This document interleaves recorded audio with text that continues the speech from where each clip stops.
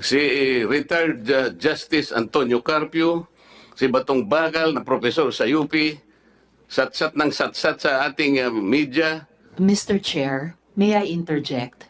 I am not yet finished, Mr. Chair. I will request with the indulgence of the Let me finish. Senator Let me Marcoleta finish. just I want to finish my interject. statement. If I may follow Just to upon finish the my statement, immediate Mr. Chair, and then I will Chair. allow her. Salamat po. No, I'm asking the Chair's permission, sir. I can wait until after Session the is, Senator suspended. Marcoleta.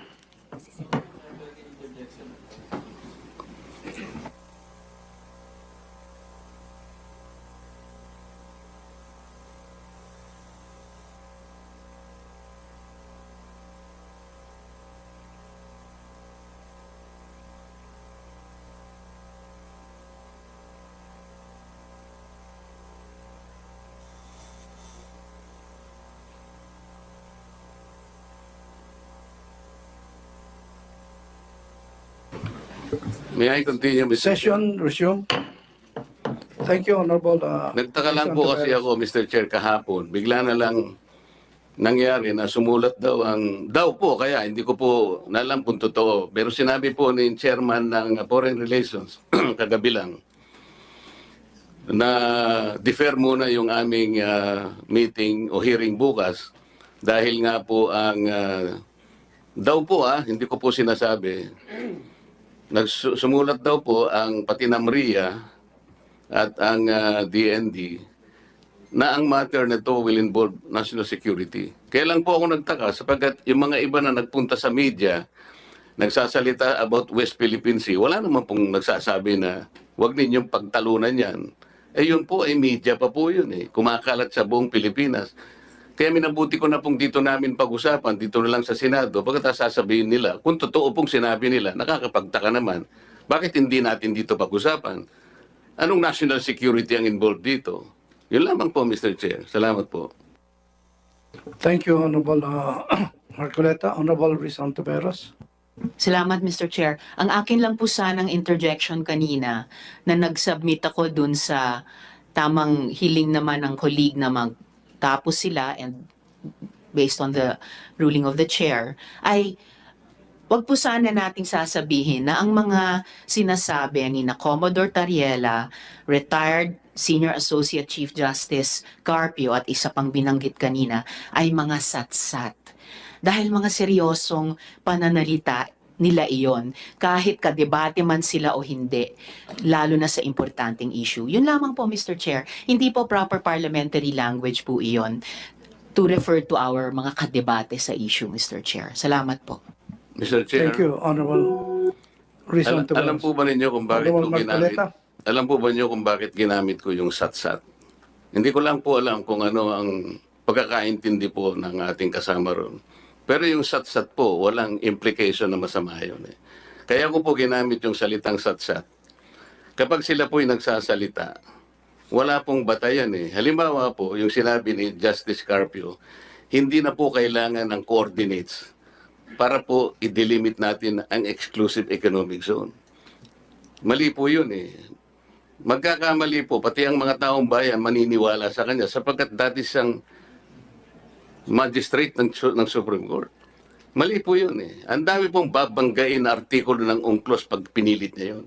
Pati po yung mga pasabi, regular na reminders po ng opisina ng UN Secretary General. Kaya ko po sinasabing satsat. Yun naman pong professor sa UP. Ano pong pinagsasasabi niya? Nag-submit na raw po ng mapa ang NAMRIA sa United Nations. Sat-sat din po yun, Mr. Chair. Kahit nga po ngayon dito, matutukoy natin, i-open lang natin ang website kung alam po nung professor ng UP na wala tayong sinasubmit na mapa. Alam po ba niyo kung pinapakitang mapa ng NAMRIA? Administrative map, Mr. Chair. Ang administrative map only shows the political subdivisions of our country, regions, mga probinsya. Hindi po yun yung mapa na hinihingi po para sa ganon magkaroon ng hakbangin para finally ma-drawing natin ang West Philippine Sea. Marami pong proseso yun Maraming proseso yun. Hindi pala niya naiintindihan, satsat na sila ng satsat doon. Oh, yung Commodore Tariela naman yan. Pinayagan ba siya ng CHED na sabihin kung nasaan ang West Philippines? Eh, hindi naman niya po tinutukoy. Pakinggan po natin yung kanyang discussion. Miski isa doon, kaya ko lang po nasabing gano'n. Lumalabas sa social media, lumalabas sa mainstream media, buong Pilipinas nagtatalakay sila. Wala isa man na nagsabi that that issue involves national security. Bakit po nung ako gumawa ng resolution para dito natin pag-usapan, formally, bakit biglang naging national security? Yun lang naman ang tanong eh. Hindi po ba mahalaga sa kanila na ayusin natin lahat dito? Ito po ang bagay, ito po ang formal. Dito po mismo sa Senado. Dito po natin ayusin lahat ang hindi pinagkakaintindihan. Hindi yung radyo dito, TV dito, lahat sa halimbayan. Dito, yan ang gusto kong mangyari. Bigla na lang nagkaroon ng national security. Nakakapagtaka naman, Mr. Chair. That's the only point. Salamat po sa sagot ninyo, General. Talaga pong kailangan lamang na talagang yung hangganan ng ganang atin, matukoy natin, madilimit natin, yun ho ang hinihingi ng batas. 14 years ago. Yun po yung hahanapin ko sana sa NAMRIA. Bakit hindi niya ginawa 14 years ago na nakararaan? Para matulungan po kayo. Para hindi po kayo parang nasa kadiliman, hindi natin alam hanggang hangganan. Makatulong po sa inyo lahat yun. At tama po yung gagawin nyo. Ang mandato po ninyo, tama rin po yun. Proteksyonan ng saganang atin. Pero pangkaraniwan na, kailangan alam natin ano ang hangganan ng saganang atin. Wala pong masama doon. Salamat po, Mr. Chair. Thank you, Honorable Marcoleta. Honorable, Gusto ko lang pong gumawa ng isang motion. Dahil si retired Senior Associate Justice Antonio Carpio ay yun na nga po ang inabot niyang posisyon sa Korte Suprema at tinitignan po ng marami na one of the best Chief Justices we never had dahil po si Rear Admiral J. Tariela ay recently nga umabot sa ganyang ranggo at palagay ko hindi disconnected sa kanyang matagal na at matibay na advokasya kaugnay ng ating pambansang interes sa West Philippine Sea. At dahil pati po si Professor J. Batong Bakal ay director ng Law Center Institute for Maritime Affairs and Law of the Sea sa UP College of Law. Kaya't hindi po dapat isipin o sabihin na silang dalawa ni Associate Justice Carpio ay gumagawa ng statements ng walang legal na basehan. Dahil po kahit Ilonggo ako kay Daddy, Tagalog ako kay Mami, kaya't alam ko na ang salitang satsat ay karaniwan nagre-refer po sa isang Tagalog term para sa idle gossip, chatter, o babol. So hindi rin po match dun sa 3 taong una kong binanggit. At huli po, Mr. Chair, dahil Commission on Appointments Committee ito, at kung meron sino man po sa atin ay may issue tungkol sa mga matters pending sa harap ng buong Senado, ito pong CA panel ay hindi po ito yung lugar para i-raise ito. Dahil po sa mga dahilang ito, itong 3 dahilan, I move, Mr. Chair, na i-strike from the record yung salitang satsat. I so move, Mr. Chair.